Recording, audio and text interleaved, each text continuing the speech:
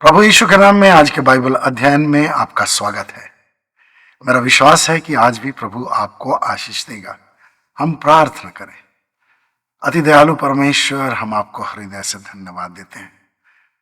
आप आशीषों का सोता है, सागर है आशीषों का, और अपनी आशीषों के द्वारा लगातार हमें उत्साहित करते हैं, हमारे जीवन को और अधिक फलदायी बनाते जाते हैं।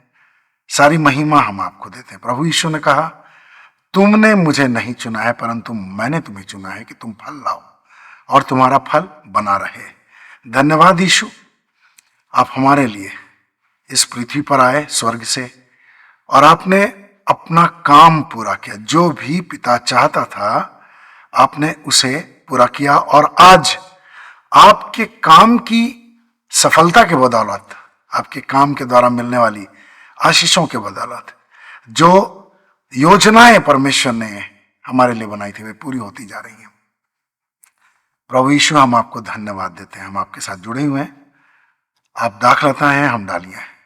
हम और अधिक फलें ऐसा अनुग्रह दीजिए।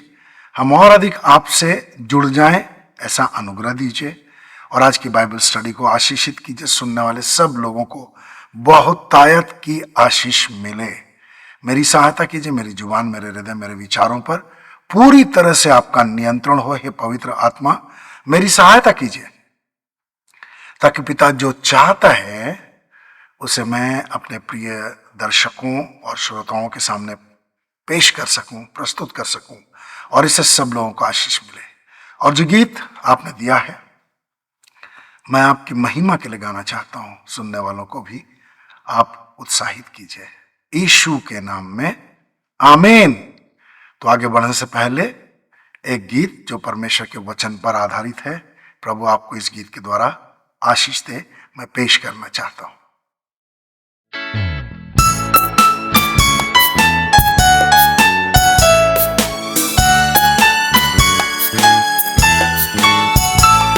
प्रकाशमान हो, प्रकाशमान हो, उठ और प्रकाशमान हो। प्रकाशमान हो, प्रकाशमान हो, उठ और प्रकाशमान हो। छाया अंधेरा है संसार में, छाया अंधेरा है संसार में, दे दीप्यमान हो। प्रकाशमान हो, प्रकाशमान हो, उठ और प्रकाशमान हो। उठ और प्रकाशमान हो।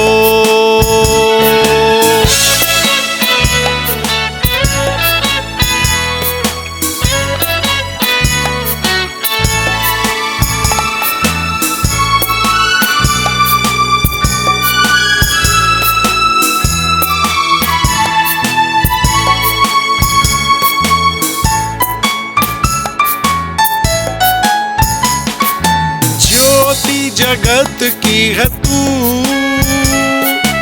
यीशु ने तुझको है चुना। ज्योति जगत की है तू,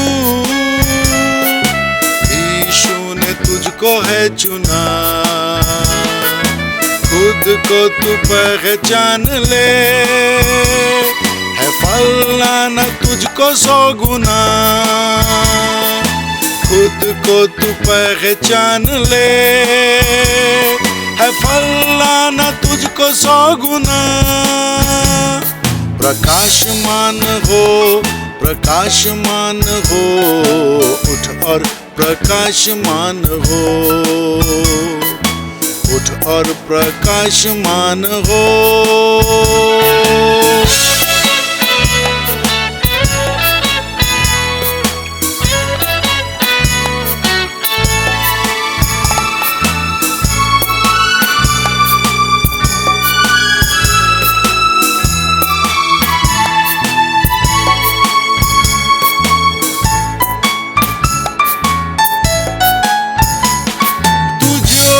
की संतान है, हटाना अंधेरा है तुझे।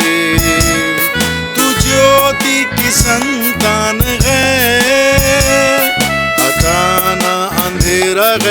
तुझे।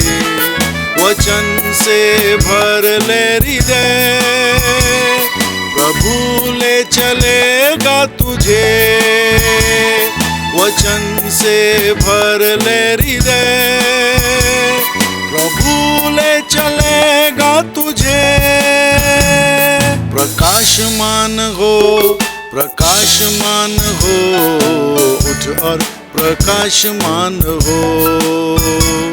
प्रकाशमान हो, प्रकाशमान हो, उठ और प्रकाशमान हो। छाया अंधेरा है संसार में, छाया अंधेरा है संसार में, दे दीप्यमान हो। प्रकाशमान हो, प्रकाशमान हो, उठ और प्रकाशमान हो। उठ और प्रकाशमान हो।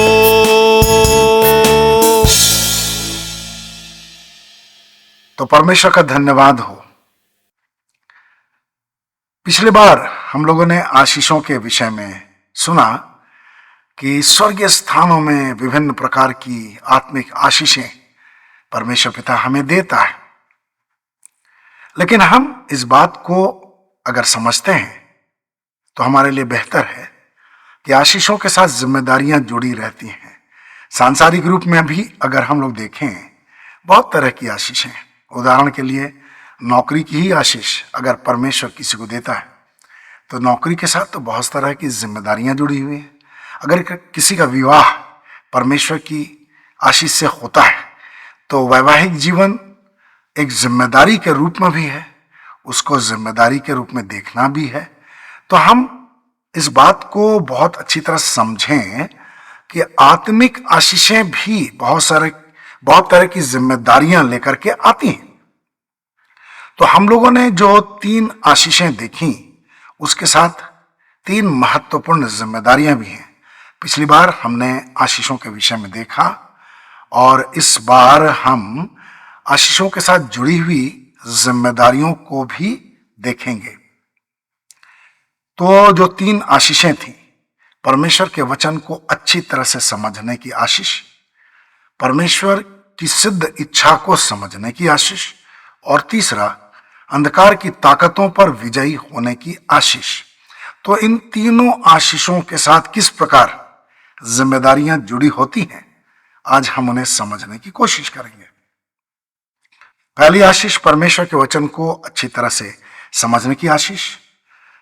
दूसरी आशीष परमेश्वर की सिद्ध इच्छा को समझने की आशीष। और तीसरी आशीष अंधकार की ताकतों पर विजयी होने की आशीष। तो ये तीनों आशीषें एक विश्वासी को स्वर्गीय स्थानों में रहने पर प्राप्त होती है। परमेश्वर स्वर्गीय स्थानों में ये आशीषें हर एक विश्वासी को देता है। तो इनके साथ जो जिम्मेदारियां जुड़ी हुई हैं उनके विषय में आज हम अध्ययन करेंगे। तो पहली जो जिम्मेदारी है, पहली आशीष के साथ है। तो पहली जो आशीष है वो परमेश्वर के वचन को अच्छी तरह से समझने की आशीष है। तो इसके साथ क्या जिम्मेदारी है?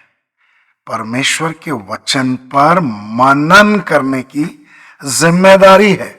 हर व्यक्ति को जो प्रभु यीशु के प्रेम में बढ़ते जाने की लालसा रखता है, स्वर्गीय स्थानों में पाए जाने की लालसा रखता है, परमेश्वर के अनुग्रह में बढ़ते जाने की लालसा करता है, उसके लिए जरूरी है कि परमेश्वर के वचन पर लगातार मनन करे। देखिए होता क्या है, कई लोग वचन सुनते हैं, कई लोग गंभीरतापूर्वक वचन पढ़ते भी हैं, लेकिन जल्दी ही उन्हें भूल भी जाते हैं। क्यों?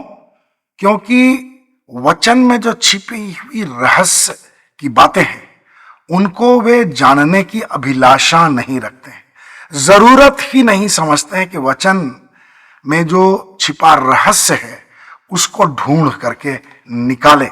तो जब तक हम परमेश्वर के वचन को गहराई से समझने की कोशिश नहीं करेंगे तब तक क्या होगा, हम अपनी सांसारिक सीमाओं के भीतर ही रहेंगे।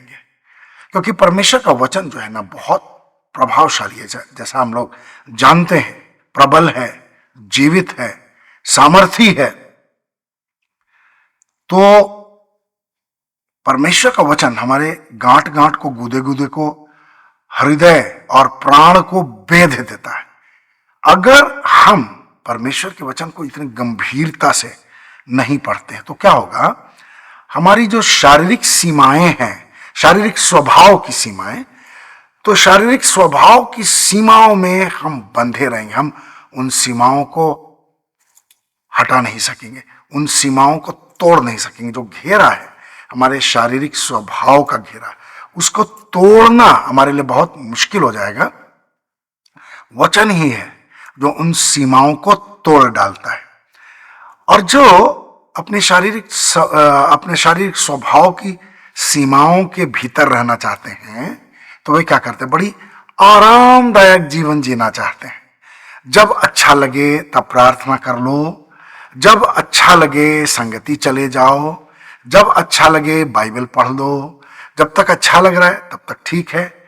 और जिस प्रचारक की बात जब तक अच्छी लग रही है तब तक सीख लो, और अगर कठोर वचन सुनने को मिले, पढ़ने को मिले, तो उस वचन के आधार पर अपने हृदय को जांचने के लिए ऐसे लोग तैयार नहीं होते। लेकिन हमारे लिए बेहद जरूरी है, अगर हम ये महसूस करते हैं कि परमेश्वर के वचन को समझने की आशीष चाहिए, क्योंकि यह आशीष एक बार में नहीं मिलती। जैसे एक स्टूडेंट धीरे धीरे करके अपर प्रेप से आगे बढ़ता है, कॉलेज चला जाता है, तब उसकी समझ खुलती है, वैसे ही आत्मिक जीवन में भी होता है। तो जो लोग वचन को गहराई से समझने की कोशिश नहीं करते हैं, उनके जीवन में ये गंभीरता नहीं होती है और वे अपनी जिम्मेदारियों को समझ भी नहीं पाते हैं। बहुत से ऐसे लोग हैं जो वचन के विषय में गंभीर चर्चा कर लेते हैं, दूसरों को बहुत अच्छी तरह से समझा भी लेते हैं, लेकिन उनके हृदय में ये भाव नहीं रखता कि जो बात मैंने कही है उसी बात को मुझे अपने जीवन में अप्लाई करना है पूरी तरह से। तो हमारे लिए क्या जरूरी है? हमारे लिए जरूरी है कि हम वचन पर मनन करें। ये जिम्मेदारी है और मैं आगे आपको बताऊंगा कि यह जिम्मेदारी क्यों है। लेकिन मैं आपको एक बात बताना चाहता हूं, जो यिर्मयाह 23वां अध्याय उसका 29वां पद है, वहां लिखा है, यहोवा कहता है, क्या मेरा वचन आग के समान नहीं और ऐसा हथौड़ा नहीं जो चट्टान के टुकड़े टुकड़े कर डाले।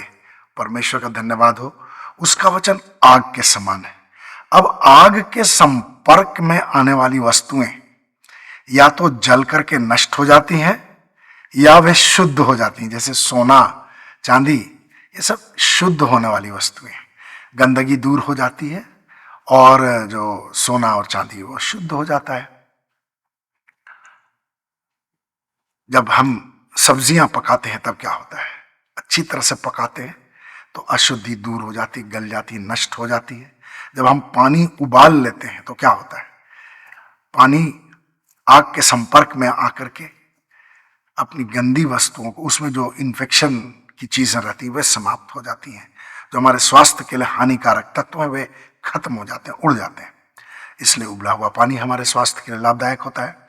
तो उसी प्रकार परमेश्वर का वचन जो आग के समान है, हमारे हृदय में आता है, तब क्या करता है, जब वो जलता है तो हमारे हृदय की गंदगियां दूर होने लगती हैं। एक सवाल मैं आपके सामने रखना चाहता हूं। पवित्र बनने के विषय में बहुत लोग कहते हैं, बाइबल बताती है कि पवित्र बनना बहुत जरूरी है क्योंकि परमेश्वर पवित्र है। सारे मसीही इस बात को जानते हैं कि परमेश्वर पवित्र है, लेकिन विश्वासी लोग भी पवित्र क्यों नहीं होते हैं? पवित्रता का जो स्तर परमेश्वर उनके जीवन में देखना चाहता है, वो स्तर उनके जीवन में क्यों नहीं होता है? क्योंकि वे अपने हृदय में परमेश्वर की आग जलने नहीं देते। अब आप ये सोचिए कि व्यभिचार, अशुद्धता, घमंड, ईर्ष्या, क्रोध इत्यादि जो कूड़े कचड़े हैं जो हमारे हृदय को अपवित्र करते हैं, क्या परमेश्वर के वचन की सामर्थ्य के बगैर हमारे हृदय से निकल जाएंगे? क्या हम केवल सोचेंगे कि क्रोध नहीं करना चाहिए? जैसे कई बार आपने सुना होगा कि अगर क्रोध आए तो 10 तक गिनती गिनो, क्रोध नहीं करना चाहिए, क्रोध मूर्ख लोग करते हैं, बहुत तरह की बातें हैं। लेकिन क्या ऐसा करने से क्रोध हमारे स्वभाव से, जड़ से पूरी तरह से समाप्त होगा? जी नहीं। आप जानते हैं इस बात को। ये कैसे समाप्त होगा? परमेश्वर का वचन जब आग के समान हमारे हृदय में आएगा, जलेगा, तो जो अशुद्धियां हैं वे दूर होती चली जाएंगी और हमारा हृदय पवित्र होता चला जाएगा। और पापपूर्ण अभिलाषाएं हर एक मनुष्य के अंदर में होती हैं, क्योंकि हमारा शरीर ही पापपूर्ण अभिलाषाओं से भरा हुआ है। किसी के अंदर थोड़ी होती हैं, किसी के अंदर ज्यादा होती हैं। कोई 2 बातों से परेशान रहता है, कोई 4 बातों से परेशान रहता है। लेकिन संघर्ष तो हर एक को करना ही पड़ता है।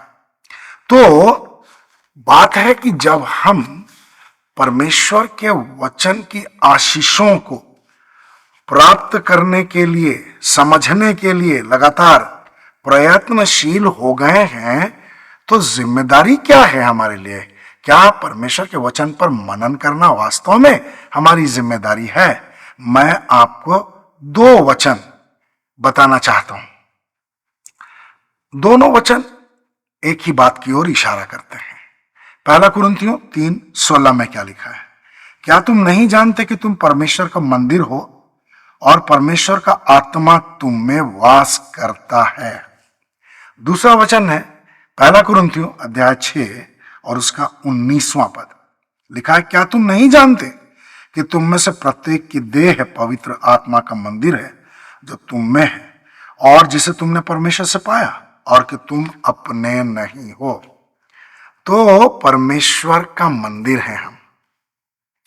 मंदिर, यरूशलेम मंदिर, बहुत पुराना मंदिर, हम लोग जानते हैं बाइबल में। इसे पवित्र रखने के लिए परमेश्वर ने क्या क्या निर्देश दिए। उसमें अति पवित्र स्थान भी था, पवित्र स्थान भी था। तो परमेश्वर क्या चाहता है कि उसका मंदिर जो है पवित्र रहे। हम अपने आराधनालय को कैसा सुंदर तरीके से सजा करके रखते हैं। जहां भी आराधनालय है, मसीही संडे को जाते हैं, लेकिन एक दिन पहले या आराधना शुरू होने से पहले 1-2 घंटे पहले आराधनालय को सजाया जाता है। यह जिम्मेदारी है। जहां भी हम सहभागिता करते हैं, घर हो या छोटा मोटा कोई हॉल हो, वहां भी साफ सुथरा किया जाता है। तो जब हम परमेश्वर का मंदिर हैं, तो हमारी क्या जिम्मेदारी है? जिस प्रकार चर्च के अधिकारियों की जिम्मेदारी है कि वे चर्च को अच्छी तरह से सुंदर तरीके से सजा करके लोगों के लिए पेश करें, लोगों के लिए प्रस्तुत करें, उसी प्रकार हर विश्वासी को यह समझना है, उसकी जिम्मेदारी है कि उसका शरीर, उसकी देह, उसका हृदय परमेश्वर के लिए पवित्र स्थान है। इसको कौन शुद्ध करेगा? अब मेरी देह है, उसको कौन शुद्ध करेगा? आप तो नहीं करेंगे, मैं आपकी देह को शुद्ध तो नहीं करूंगा। हर एक व्यक्ति का यह व्यक्तिगत कर्तव्य है, व्यक्तिगत जिम्मेदारी है कि हम परमेश्वर के मंदिर को पवित्र करें। तो जब परमेश्वर के वचन को समझने की आशीष आपको मिल गई है, तो आपको ये करना होगा ताकि परमेश्वर का वचन हमारे हृदय में ज्यादा से ज्यादा संग्रहित होता जाए, स्थापित होता जाए, उसकी सामर्थ हमारे हृदय में समाती चली जाए, ताकि हम पाप से और अधिक दूर होते चले जाएं, पवित्रता की और अधिक लालसा करें और हमारे जीवन से परमेश्वर को महिमा मिले। अब दूसरी जिम्मेदारियों पर हम आते हैं। दूसरी आशीष थी परमेश्वर की सिद्ध इच्छा पर चलना ये बहुत बड़ी आशीष है, लेकिन उसके साथ साथ ये जिम्मेदारी भी है। परमेश्वर को बहुत बहुत धन्यवाद। बाइबल में बहुत सारे ऐसे पात्र हैं जिन्होंने अपने जीवन चरित्र के द्वारा यह साबित किया कि परमेश्वर की इच्छा ही मनुष्य के लिए सर्वोपरि इच्छा होती है। लेकिन बहुत लोग होते हैं कि उद्धार प्राप्त करने के बाद अपनी मर्जी से जीवन व्यतीत करने लगते हैं। परमेश्वर की इच्छा को जानना भी चाहिए। परमेश्वर की इच्छा एक विश्वासी के लिए बहुत महत्वपूर्ण है। इस बात को बहुत से लोग तो जानते भी नहीं है, लेकिन हर एक उद्धार प्राप्त विश्वासी को यह बात समझनी चाहिए। आपको इस बात को बहुत अच्छी तरह से समझ लेनी चाहिए कि जब आप प्रभु के मार्ग में चल रहे हैं तो आपको प्रभु की इच्छा के अनुसार ही चलना है। आपको अपनी इच्छा के अनुसार नहीं चलना है। प्रभु यीशु ने जैसे प्रार्थना की है, पिता मेरी नहीं परंतु तेरी इच्छा पूरी हो, वैसे ही हमारे जीवन भर के लिए यह वचन है, हे पिता मेरी नहीं परंतु तेरी इच्छा पूरी हो। तो हमारी जिम्मेदारी है कि हम परमेश्वर की इच्छा को समझें। अगर इब्राहिम ने परमेश्वर की इच्छा पूरी नहीं की होती तो क्या होता? इसके विषय में विचार करना, कल्पना करना भी बहुत ही कष्टदायक है। लेकिन हुआ क्या? इसके विपरीत परमेश्वर की इच्छा के प्रति इब्राहिम बहुत ही संवेदनशील था और परमेश्वर की इच्छा पर वह चलना चाहता था। और इसलिए जब हारान में उसे परमेश्वर की बुलाहट प्राप्त हुई, परमेश्वर ने दर्शन के द्वारा उससे बातें की, तो उसने देर नहीं किया, उसने टाल मटोल नहीं किया। अच्छा देखेंगे, कल जाएंगे, परसों जाएंगे, ऐसी बातें नहीं मिलती हैं। 75 वर्ष की अवस्था में वह हारान से कनान आ गया और जब कुछ समय उसने कनान में व्यतीत किया तो वहां अकाल पड़ा। अब अकाल पड़ा तो उसे मिस्र जाना पड़ा। यहां बाइबल नहीं बताती है कि उसने परमेश्वर से शिकायत की, वह कुड़कुड़ाया, या परमेश्वर की योजना पर, परमेश्वर की इच्छा पर उसने सवाल खड़े किए। उसने ये कभी नहीं कहा कि मुझे बहुत तकलीफ हो रही है, कैसी आपकी योजना है? आपने बुलाया, आपको तो मालूम ही था कि कनान में अकाल पड़ेगा, तो कुछ दिन के बाद बुला लेते। कनान में अकाल खत्म जब हो जाता तब मुझे बुला लेते। ऐसी कोई बात हम नहीं देखते हैं। बस इब्राहिम परमेश्वर की इच्छा को पूरा करने के लिए प्रयत्नशील रहा। मिस्र से वह नेगेव आया, नेगेव से शेकेम आया, शेकेम से वो गरार आ गया। गरार में एक स्थान पर जब रहने लगा तो वो आराम की जिंदगी नहीं जी रहा था। बड़े आराम से वो अपने तंबू में पड़ा हुआ जीवन व्यतीत नहीं कर रहा था, लेकिन उसके अंदर में परमेश्वर के साथ संबंध बनाने की जो प्रक्रिया थी लगातार जारी थी। वो परमेश्वर की इच्छा के अनुसार अपने आप को ढालने के लिए हमेशा प्रयत्नशील था। अब मानवीय स्तर पर जो कमियां रहती वो तो थी उसके अंदर भी, इसलिए परमेश्वर ने उससे कहा मेरी उपस्थिति में चल फिर और सिद्ध होता जा। लेकिन उसके अंदर कोई भी ऐसी बात नहीं थी जिससे हमें यह पता चलता हो कि वह अपनी बुलाहट के प्रति गैर जिम्मेदार था। परमेश्वर की इच्छा के प्रति उसने गैर जिम्मेदाराना व्यवहार किया, ऐसा हमें प्रतीत नहीं होता, ऐसा हमें जानकारी नहीं मिलती। आज यरूशलेम विश्व की राजनीति के केंद्र में है और इस्राएली आज भी परमेश्वर की निज प्रजा हैं। यद्यपि अधिकांश इस्राएली व्यक्तिगत तौर पर प्रभु यीशु को आज तक उद्धारकर्ता और मसीह के रूप में नहीं मानते, लेकिन फिर भी परमेश्वर ने इस्राएलियों के लिए जो कुछ रखा है वो बहुत ही महत्वपूर्ण है और इस्राएली परमेश्वर की योजना के केंद्र में है आज भी। और प्रभु यीशु मसीह के बादलों पर आने के समय भी वे केंद्र में रहेंगे और उसके बाद भी जब तक प्रभु यीशु का द्वितीय आगमन नहीं हो जाता तब तक वे मानवीय जीवन के पूरे पृथ्वी के लोगों के केंद्र में रहेंगे, राजनीति के केंद्र में रहेंगे, परमेश्वर की योजना के केंद्र में रहेंगे, तो हमारे लिए क्या महत्वपूर्ण है? हम इस बात को समझें कि जब हम परमेश्वर की सिद्ध इच्छा को जान लेते हैं तो उस पर चलना हमारी जिम्मेदारी है। बहुत सारे ऐसे लोग हैं जो उन्नत भी हो जाते हैं विश्वास में और सेवा का कार्य भी करने लगते हैं, प्रचारकों के साथ सहभागिता भी रखते हैं और बहुत बार वे सुसमाचार प्रचार का आयोजन भी कर लेते हैं, लेकिन यह सब परमेश्वर की इच्छा के अनुसार हो रहा है या नहीं, उनको जानने की उतनी समझ नहीं है।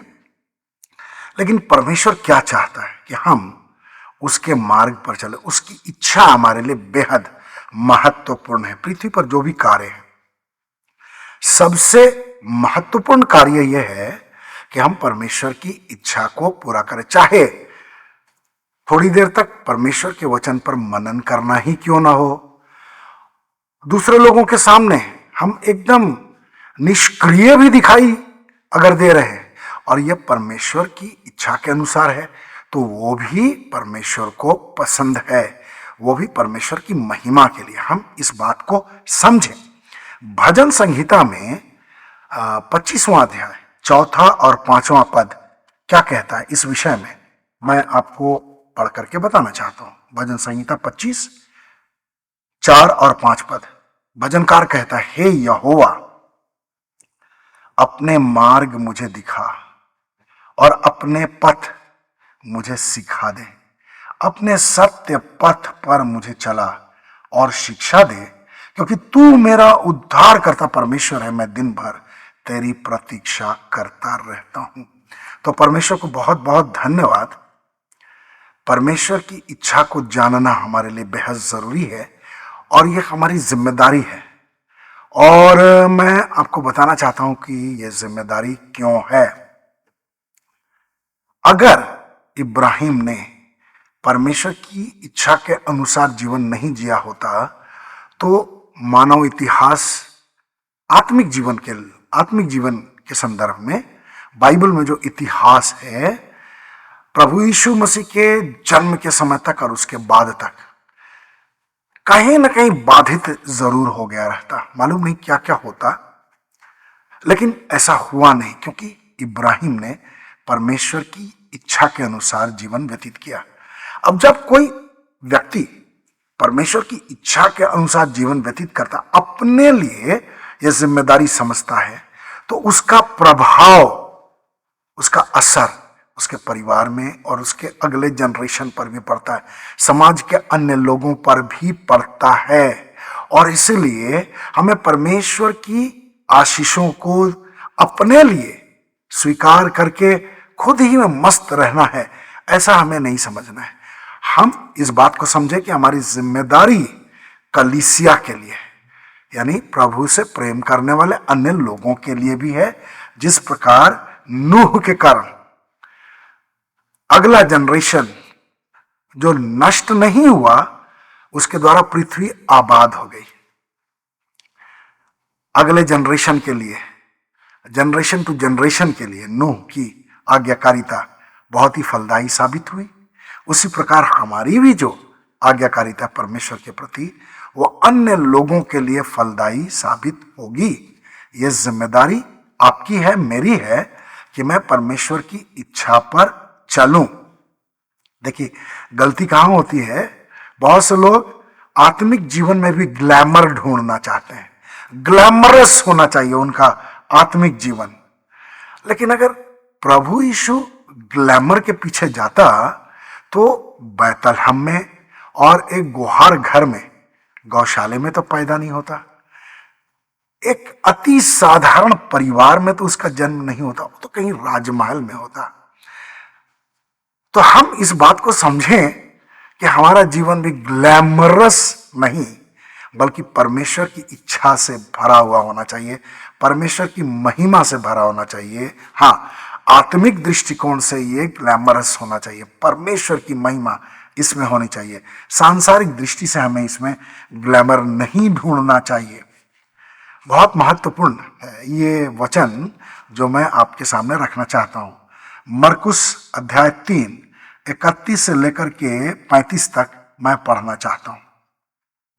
यहां लिखा है, तब उसकी माता और उसके भाई वहां पहुंचे और बाहर खड़े होकर उसे बुलवा भेजा, और भीड़ उसके चारों ओर बैठी थी, और उन्होंने उससे कहा, देख तेरी माता और तेरे भाई तुझे बाहर ढूंढ रहे हैं। उसने उत्तर देते हुए उनसे कहा, मेरी माता और मेरे भाई कौन है? और अपने चारों ओर बैठे लोगों की ओर दृष्टि डालकर उसने कहा, देखो मेरी माता और मेरे भाई, क्योंकि जो कोई परमेश्वर की इच्छा पर चलता है वही मेरा भाई और बहन और माता है। हालेलुया। बड़े बड़े काम करने वाले, बहुत प्रार्थना करने वाले, चिन्ह चमत्कार भी जिनकी प्रार्थनाओं से हो जाता है, बड़ी बड़ी सभाओं में प्रचार करने वाले, यूट्यूब में प्रचार करने वाले, मेरे समान बहुत सारे लोग हैं। सब लोग प्रभु यीशु के भाई बहन और माता नहीं है। कौन है? जो परमेश्वर की इच्छा पर चलते हैं। हालेलुया। तो हमें परमेश्वर की इच्छा पर चल करके प्रभु यीशु के साथ अपना संबंध जोड़ना है। यह हमारी जिम्मेदारी है, क्योंकि परिवार में बड़े भाई की जिम्मेदारी होती है अपने छोटे भाई बहनों के लिए, माँ बाप की जिम्मेदारी होती है अपने बच्चों के लिए। इसी प्रकार हम आत्मिक परिवार में जब रहते हैं, प्रभु की कलीसिया में जब रहते हैं, तो हमारी जिम्मेदारी दूसरों के लिए भी है।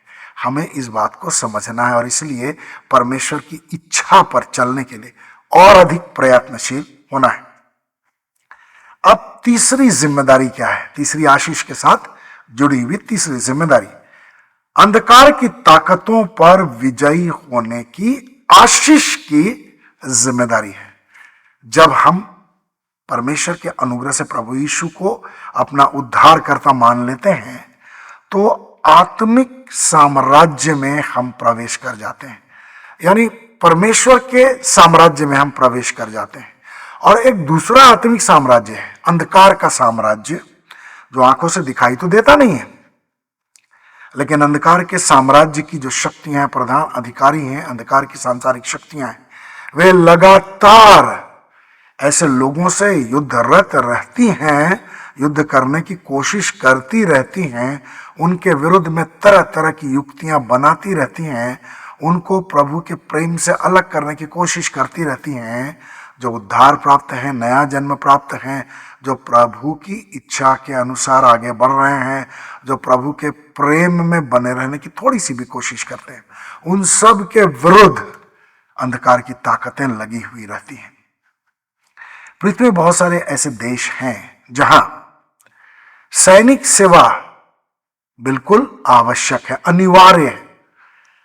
इस्राएल, साउथ कोरिया और ऐसे कुछ अन्य देश हैं जहां 18 से लेकर के 27 वर्ष तक या 18 से लेकर के 21-22 वर्ष तक सैनिक प्रशिक्षण बेहद जरूरी है, लड़का हो या लड़की हो।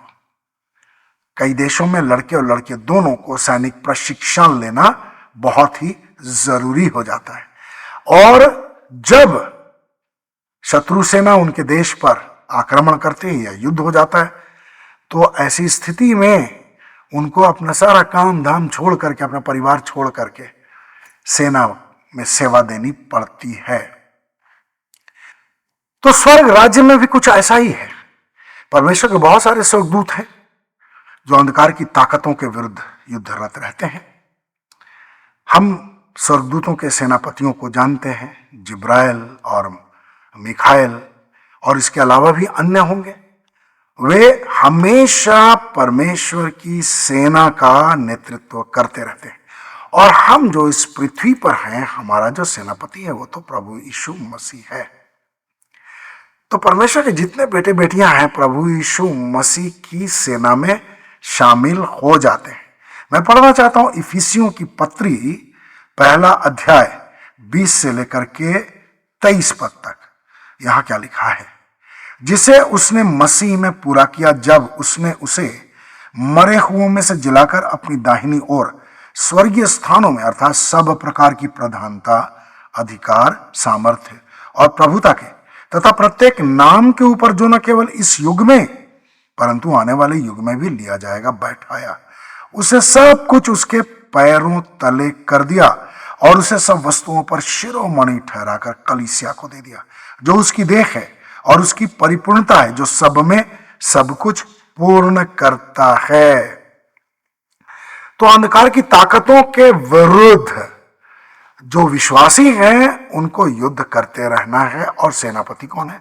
हमारा प्रभु यीशु मसीह स्वयं हमारा सेनापति है। हमारा सेनापति हर प्रकार की प्रधानता, अधिकार, सामर्थ्य और प्रभुता के स्थान पर विराजमान है। स्वर्गीय स्थानों में परमेश्वर ने उसे विराजमान कर दिया है। तो जहां हमारा प्रभु है वहां हम हैं। और प्रभु की कलीसिया के सदस्य कौन है? जो उद्धार प्राप्त लोग हैं, पृथ्वी में जितने भी उद्धार प्राप्त लोग हैं वे प्रभु की कलीसिया के सदस्य हैं। तो प्रभु की कलीसिया के सदस्य यानी प्रभु, अगर कलीसिया देह है, कलीसिया देह है प्रभु यीशु की, तो सिर तो प्रभु यीशु स्वयं है। अब प्रभु यीशु स्वयं सिर होकर के जब युद्ध में है, अंधकार की ताकतों के विरुद्ध वो काम कर रहा है, तो उसके शरीर के सभी अंगों को तो काम करना ही है।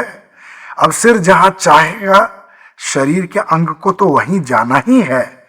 सिर अगर चाहता है कि मैं अपने हाथों का इस्तेमाल करूं, लेकिन हाथ ये चाहे कि अभी मैं बहुत थका हुआ हूं, अभी मुझे इस्तेमाल नहीं होना, तो ये कैसे होगा? ये तो संभव नहीं है।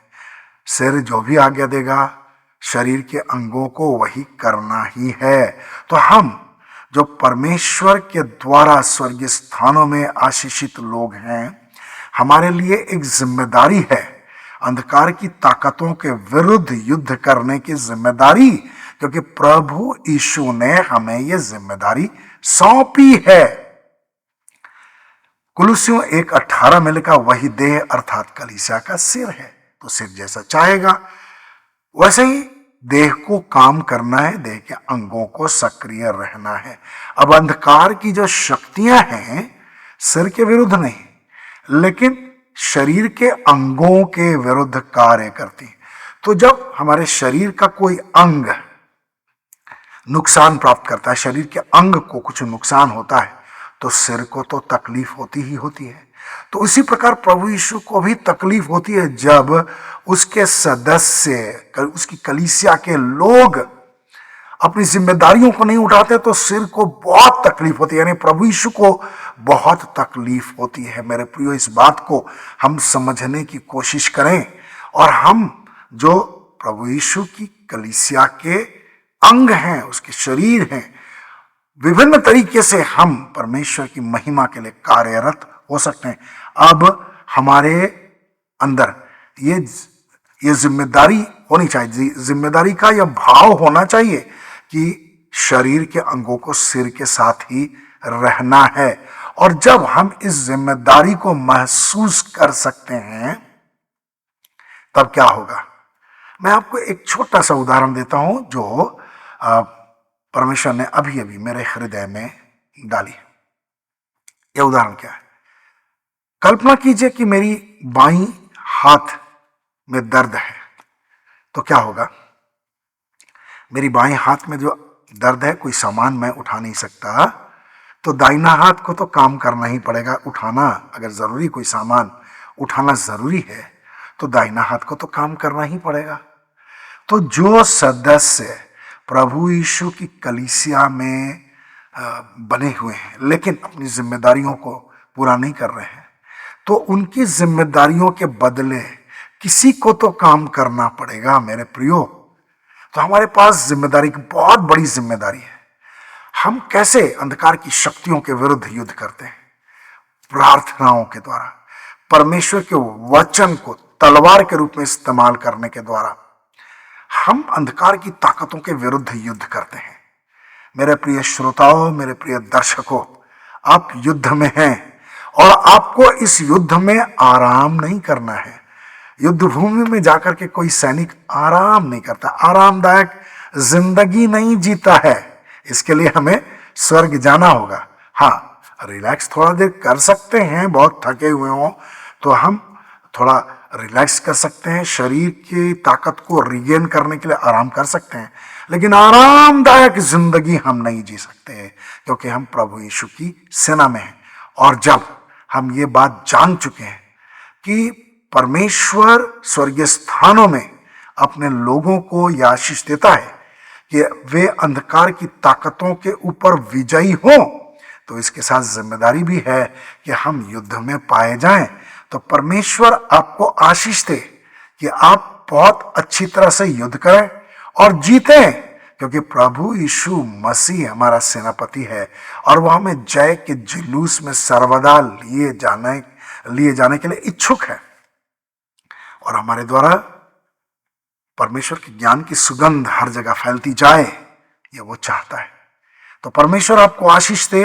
अपनी आशीषों को आप बहुत अच्छी तरह से समझिए और आशीषों के साथ क्या जिम्मेदारियां जुड़ी हुई हैं, इस बात को भी अच्छी तरह से समझिए, ताकि परमेश्वर की महिमा हो, परमेश्वर की कलीसिया, प्रभु यीशु की कलीसिया मजबूत होती चली जाए।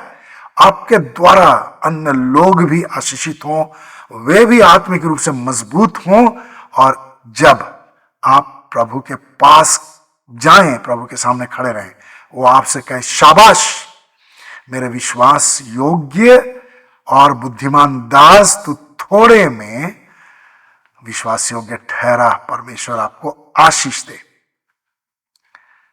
मैं आप लोगों को बहुत बहुत धन्यवाद देता हूं, क्योंकि आप लगातार मेरे साथ जुड़े हुए हैं। इस YouTube के बाइबल स्टडी कार्यक्रम को आप